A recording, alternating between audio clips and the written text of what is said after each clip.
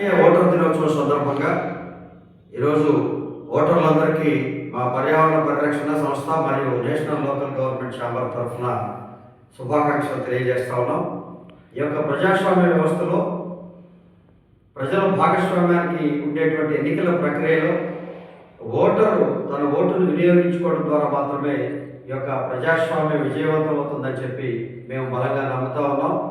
అలాగే కూడా ఓటుని ఈరోజు అనేక రకాలుగా ప్రలోభపరుస్తున్నటువంటి రాజకీయ పార్టీలు ఆయా అభ్యర్థుల యొక్క కట్టడి చేయాల్సినటువంటి అవసరం ఎన్నికల సంఘంపై ఉంది.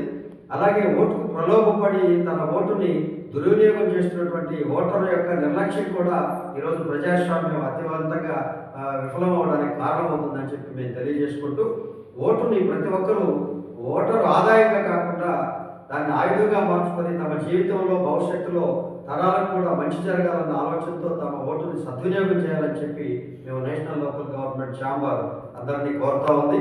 ఏది ఏమైనప్పటికీ కూడా ఈరోజు ఉన్నటువంటి ఎన్నికల ప్రక్రియ చాలా బలహీనంగా ఉంది. పేరుకు మాత్రమే నిబంధనలు మాత్రమే ఉన్నాయి.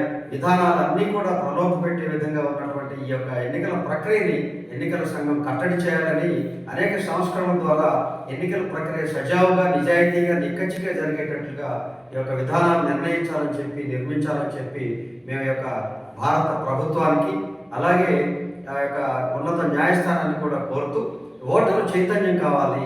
ఎన్ని ఉన్నప్పటికీ కూడా ఓటరు నిజాయితీగా నిక్కచ్చిగా ఓటేయడం ద్వారా మాత్రమే ప్రజాస్వామ్యం విజయవంతం ఉందని తెలియజేసుకుంటూ మరొకసారి ఓటర్ మహాశయులందరికీ కూడా ఈ యొక్క ఓటర్ దినోత్సవ శుభాకాంక్షలు తెలియజేస్తాం.